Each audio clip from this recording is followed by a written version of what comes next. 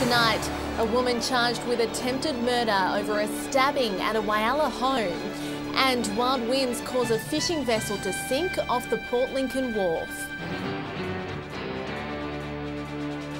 This is Southern Cross News with Abby Donaldson.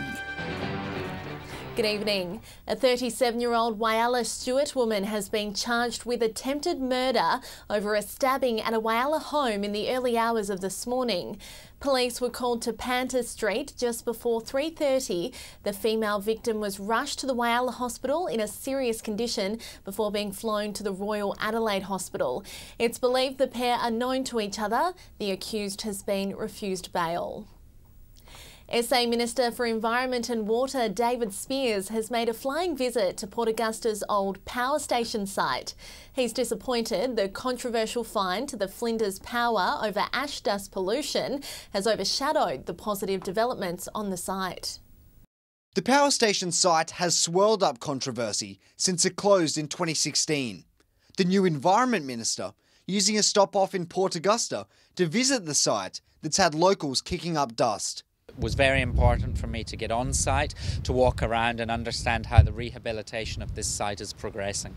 Mr. Speers says setting foot on the site has given him confidence about its future remediation. I'm fairly pleased with the way things are headed.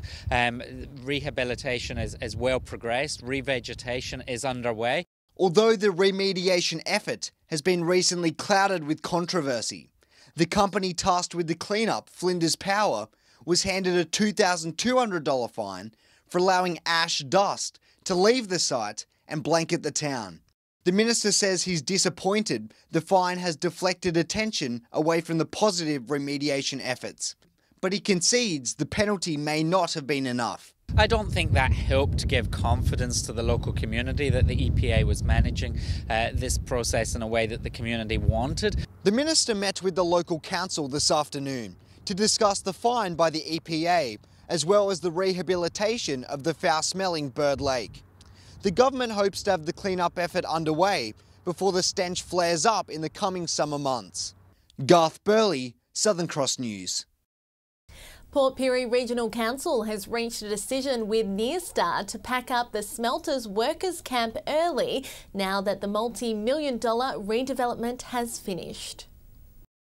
Around 300 temporary workers were based at this camp in Solomon Town as the smelter underwent its $660 million redevelopment.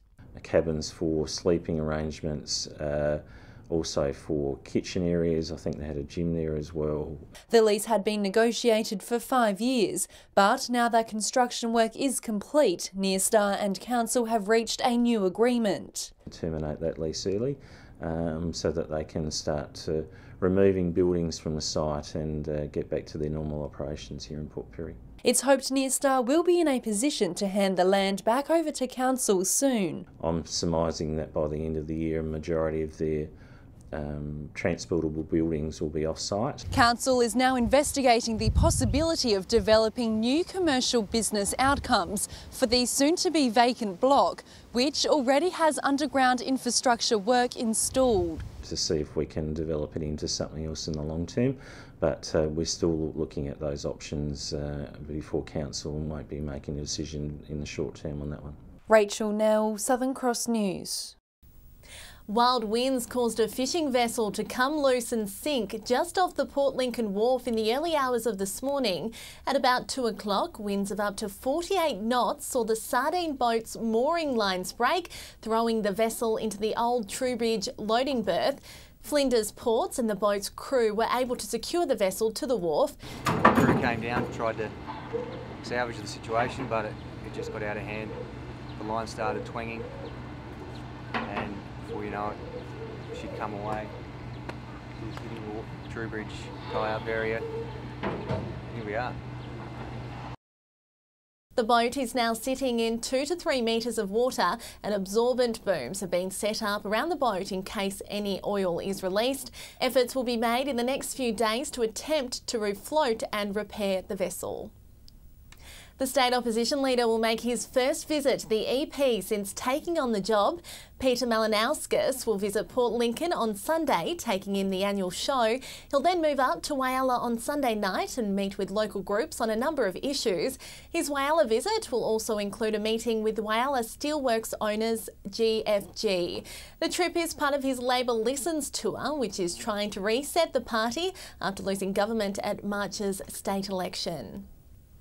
There was good news for Broken Hill motorists today, with works on a busy William Street intersection finally reaching its halfway point. Rain delays have hindered the project, with council hoping for an October completion.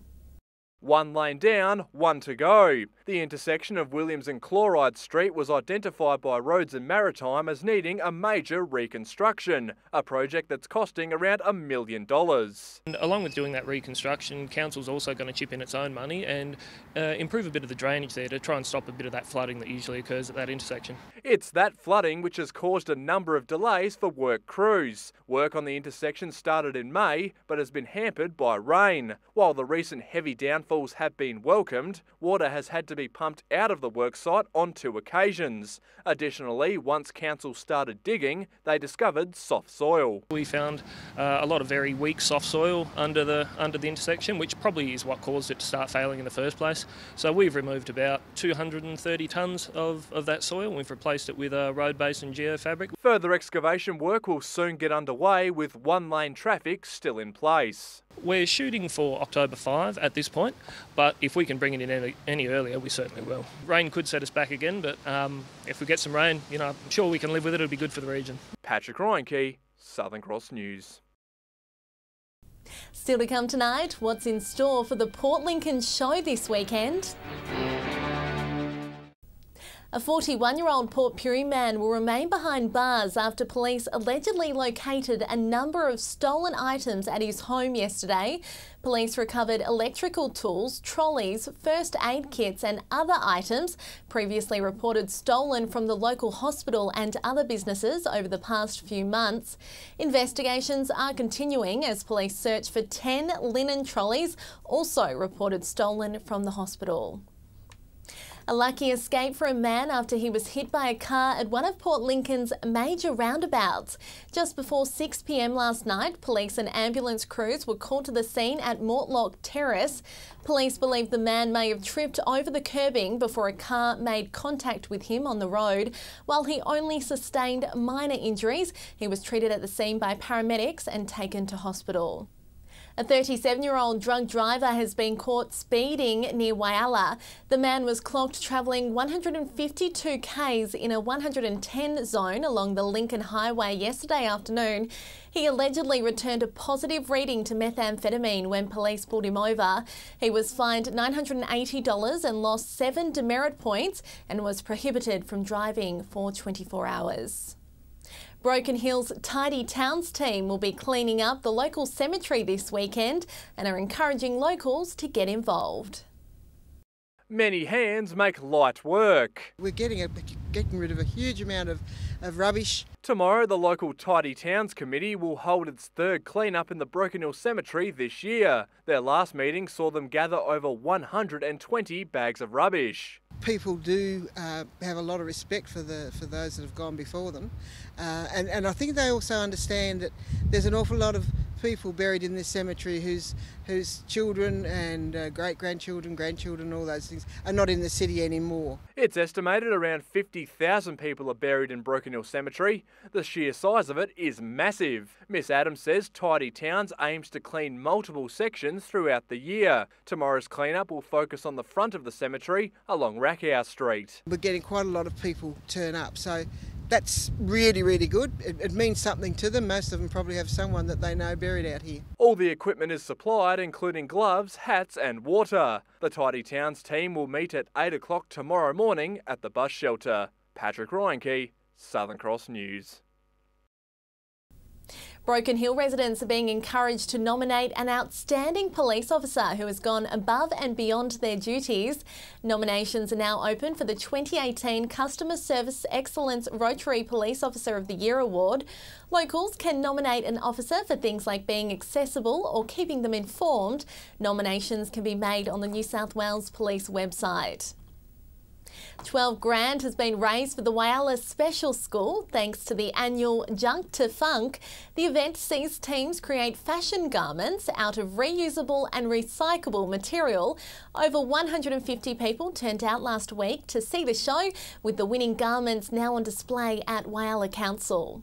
The evening has a great positive vibe from the community, everyone coming together to support the Special Education Centre and everyone just having fun celebrating the creativeness of the creators. The funds raised will go towards purchasing new outdoor equipment for the special school. The Port Lincoln community has been calling for a regular market to be held on the foreshore for years, and local woman Rochelle Hogman has been working hard to get some summer markets underway. So there'll be a couple of fruit and veg stalls, got olives coming on board, we've got a guy with a seafood truck which is really cool for Port Lincoln. And constantly looking for anybody else who's a producer. I can definitely help people if they don't know the ins and outs. Starting in October, the markets will run from 4:30 p.m. on the first Friday of each month. Well, there's just 2 sleeps to go till the annual Port Lincoln show. Locals can expect to see all the favourites back again this year.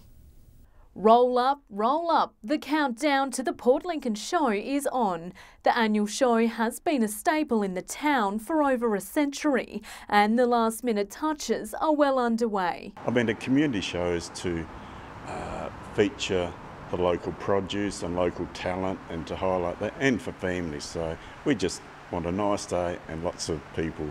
One of the biggest spectacles of the show will be in the equestrian and show jumping rings, with local riders preparing for the biggest show of the year at next month's Royal Adelaide Show. Along with Old MacDonald's Farm, Pets on Parade and the poultry on show, there'll be some animals making a comeback. We've got pigeons back in this year. They had a year off due to a virus going around. And for those still keen on entering some produce, artwork and more, there's still time to get your entries in. They close tomorrow morning. Lots of pot plants have been entered already, lots of artwork. So I reckon the pavilion will be chock-a-block again with entries. While the judging will get underway in the pavilion here tomorrow, the gates will open for the show for the public on Sunday from 7 a.m. Casey Trelaw, Southern Cross News. Stay with us after the break. People from all over the state tee off at the Port Augusta Golf Classic. Plus, we'll have the region's footy tips. And it is set to be a sunny start to next week. I'll have all the details soon. Over 150 golfers have travelled to the fairways of Port Augusta for the 43rd edition of the town's Golf Week event. The 7-day tournament wraps up on Sunday, marking 900 rounds of golf throughout the week. The windy conditions have proved difficult for competitors taking part in the 54-hole classic. Today is the final day, and people will be out there battling to see who can come out as the champions. There are over $10,000 worth of prizes up for grabs. The final of the Outback Rugby League is on this weekend, with the Wilcannia Boomerangs and the Mindindi Yabbies set to do battle. The match will be held at Broken Hill's Jubilee Oval at 2 o'clock Sunday afternoon. The last time the two sides met in a grand final at the Jube was in 2012, with the Yabbies winning in extra time. And now we have footy tips.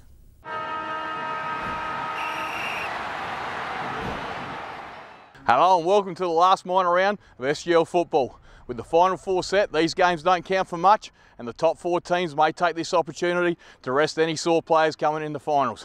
This round starts with South taking on Central at Port Augusta on Saturday. I'm tipping South. Imperial on Saturday, it's Port taking on Sully. I'm tipping Sullies. And on Sunday, it's West who travel to Perry to take on the Lions. I'm taking the Lions. Just 3 matches to go in Whyalla football. First up at Bennett Oval, it's North Whyalla versus Rapina. This should be a comfortable win to the Magpies. Match of the day though on Saturday, Memorial Oval at South Whyalla versus Roona Bay. A preview for the elimination final in a month's time. This could go either way. Maybe the Demons just. And finally on Sunday at Bennett Oval, it's West Whyalla versus Central Whyalla. It's top versus bottom. Should be a win to the Dragons. Welcome to Port Lincoln Footy Tips. We kick things off at Centenary Oval where Lincoln South are hosting Waybacks. Waybacks are in some real good form at the moment and are going to be too strong and win this one by 5 goals. In the next game we've got Boston's hosting Mallee Park at Poole Oval. Mallee Park are stringing some really good games together and are going to be too strong and win this one comfortably. I'm predicting a win for more than 10 goals. In the last game and match of the round, we've got Tasman's hosting Marble Range at Ravendale Oval. This should be a big shootout with star full forwards down each end. I'm tipping Marble Range to win this one by 5 goals, but depending on the weather, could go either way. Round 14 this weekend of Broken Hill football. Only 2 rounds to go before we hit the finals. Now South are into the grand final. Central will play a preliminary final. South and Central do battle at Alma Oval tomorrow. I'm tipping South to win, but look out for the Magpies. Central will be flying high. It's their past players weekend. Kevin Sheedy's in town. Is that enough to get them across the line against South? I don't think so. At Jubilee Oval, North play West. West haven't beaten North now for a couple of years.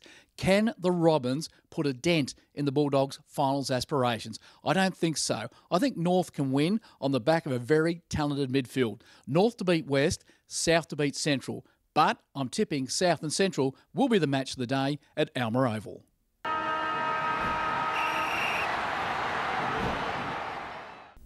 And now to find out how Whyala's soccer will fare this weekend, here's Sean Sheedy. On Saturday, we have Lions taking on Westlands at Jenkins Park. Lions were very good against Croatia last week. It will come down to Westlands player availability, but I'm going to tip Lions there. On Sunday, we have Wanderers at home to Croatia. Croatia were very, very disappointing last week, but I think they can bounce back. Croatia for the win on the Sunday, and still have got the bye. And it's time now for the weather with Amy. Thanks for that, Abby. Temperatures remained high today despite wet weather settling back in. 23 for Port Augusta, 21 in Whyalla and Port Perry. And a big thank you to Red Doherty, who captured this absolutely beautiful shot of the sunset over the Port Germain jetty. If you have a weather snap you'd like to share, you can send it through to localnews@sca.com.au. On the satellite now, and patchy cloud and some showers in the southeast. However, skies are clear elsewhere under dry and warm northerly winds. If you're out on the waters this weekend, westerly winds will pick up to 30 knots, with seas reaching up to 3 metres. Sunrise is at 7:04 and it's setting at 5:45. Temperatures dropping and showers settling in as we kick off the weekend. 15 for Whyalla, 13 in Port Lincoln and Woodner. Sunshine returning in Port Lincoln, Tuesday heading for 19 degrees. Cleve and Woodner also set to experience sunny weather with temperatures creeping up into the 20s. Whyalla can expect a sunny 22 degrees come Tuesday, as can Port Augusta. Temperatures in Kadina will be slightly cooler, 18 early next week. A fine end to the weekend and start to next week in Port Pirie with maximums climbing. Clare will be cooler over the next few days. And in Broken Hill, nothing but sunshine and a top of 20 degrees for Tuesday. So Abby, the sun is on the way as we kick off a new working week. Thanks Amy, and that's the local news this Friday. Have a great weekend.